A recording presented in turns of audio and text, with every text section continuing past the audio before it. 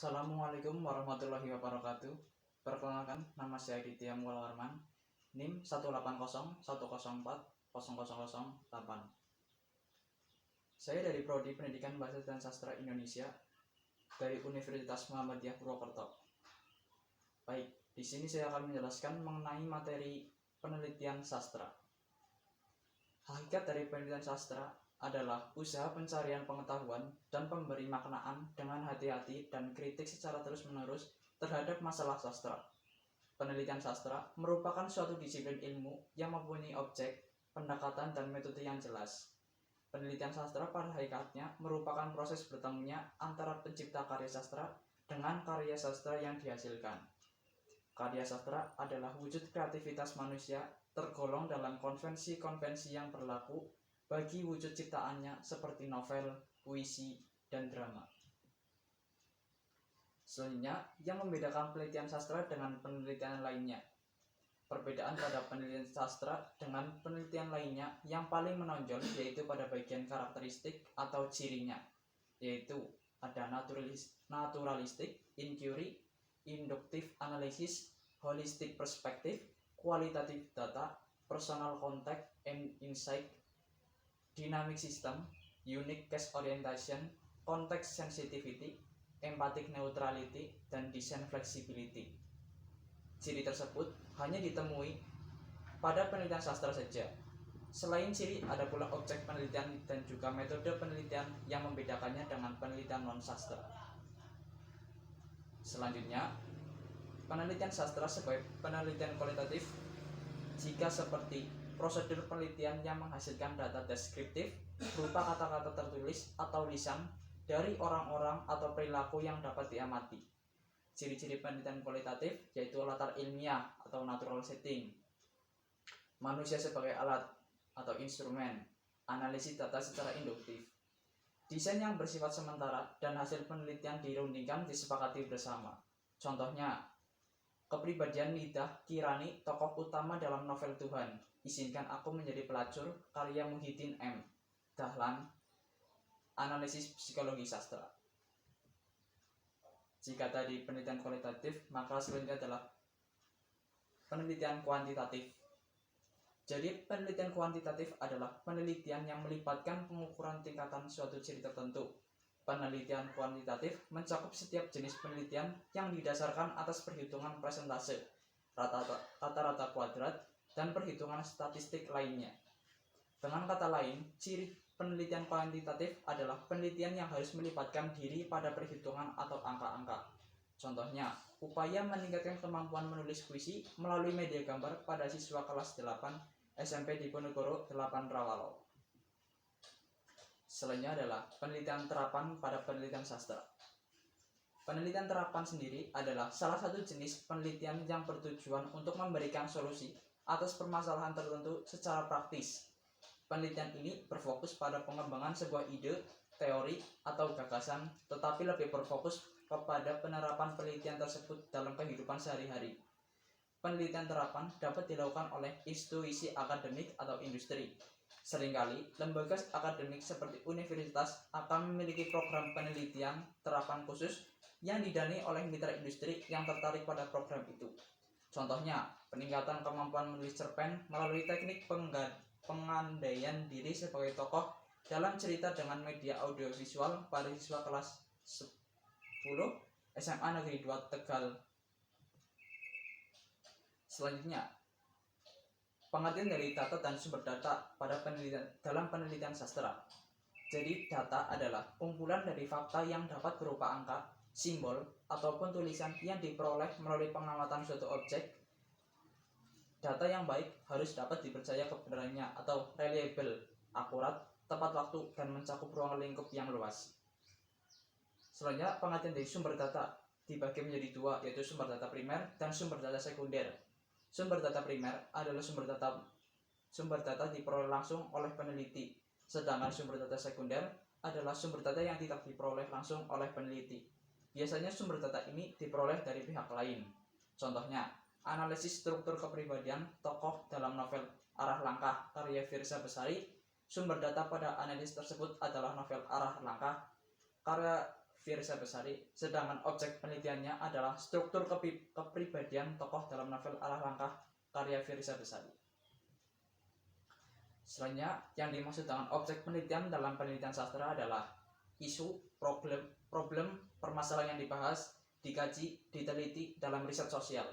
Dari definisi tersebut, kita langsung bisa menangkap bahwa objek penelitian memiliki cakupan luas sejauh masih berhubungan dengan topik penelitian. Objek penelitian sangat mungkin melibatkan individu, kelompok, atau masyarakat sejauh objek tersebut merupakan permasalahan dari yang akan diteliti. Selanjutnya adalah dalam penelitian sastra diperlukan pendekatan. Dalam mengkaji sebuah karya sastra, kita tidak dapat melepaskan diri dari cara pandang yang bersifat parsial. Maka kita mengkaji karya sastra, seringkali seseorang akan memfokuskan perhatiannya hanya kepada aspek-aspek tertentu dari karya sastra. Aspek-aspek tertentu itu misalnya berkenaan dengan persoalan estetika, moralitas, psikologi, masyarakat, beserta dengan aspek-aspeknya yang lebih rinci lagi dan sebagainya. Hal itu sendiri memang bersifat multidimensional.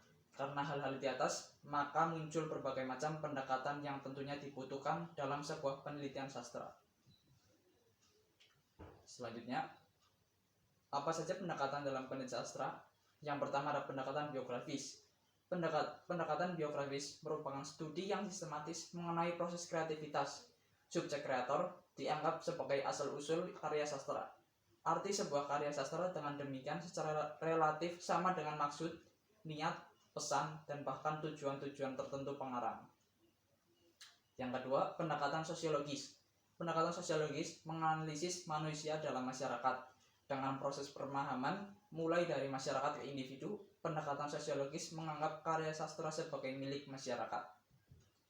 Yang ketiga, pendekatan psikologis. Pendekatan psikologis menganggap karya sastra sebagai hasil aktivitas penulis yang sering dikaitkan dengan gejala-gejala kejiwaan seperti obsesi, kontemplasi, kompensasi, sublimasi, bahkan sebagai neurosis.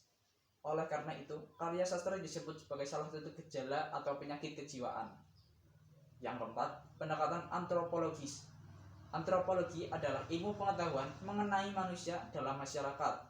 Oleh karena itulah, antropologi dibedakan menjadi antropologi fisik dan antropologi kebudayaan, yang sekarang berkembang menjadi studi kultural.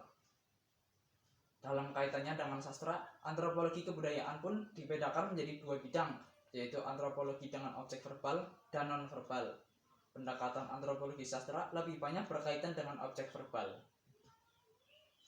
Yang kelima, pendekatan historis. Pendekatan sejarah menelusuri arti dan makna bahasa sebagaimana yang sudah tertulis, dipahami pada saat ditulis oleh pengarang yang benar-benar menulis, dan sebagainya. Dalam hubungan ini, perlu juga menghubungkan dengan karya-karya yang lain. Berbeda dengan karya sastra, pendekatan historis memusatkan perhatian pada masalah bagaimana hubungannya terhadap karya yang lain, sehingga dapat diketahui kualitas unsur-unsur kesejarahannya. Dalam hubungan ilmiah, pendekatan historis pada umumnya dikaitkan dengan kompetensi sejarah umum yang dianggap relevan, sastra lama dengan kerajaan-kerajaan besar, sastra modern dengan gerakan sosial, politik, ekonomi, dan kebudayaan yang pada umumnya. Yang keenam, pendekatan mitopoik. Pendekatan mitopoik dianggap paling pluralis sebagai memasukkan hampir semua unsur kebudayaan seperti sejarah, sosiologi, antropologi, psikologi, agama, filsafat, dan kesenian. Dalam pendekatan mitopoik, peneliti harus sadar bahwa keragaman rata harus dipahami secara metodologis sehingga diperoleh makna yang tunggal. Selanjutnya adalah konsep dan langkah kerja pendekatan penelitian sastra yang Anda pelajari. Baik, saya mengambil pendekatan semiotik. Dalam kajian sastra, pendekatan semiotik memandang sebuah karya sastra sebagai sebuah sistem tanda. Secara sistematik, semiotik mempelajari tanda-tanda dan lambang-lambang, sistem lambang dan proses perlambangan. Pendekatan ini memandang fenomena sosial dan budaya sebagai suatu sistem tanda. Tanda tersebut hadir juga dalam kehidupan sehari. Misalnya, bendera merah putih di depan gang, maka orang akan berpikir adalah salah satu keluarga yang sedang atau ada yang berduka. Contoh lain adalah mendung. Orang akan berpikir hujan akan segera turun sebentar lagi. Tentu saja untuk memahaminya dibutuhkan pengetahuan tentang latar belakang sosial budaya karya sastra tersebut dibuat.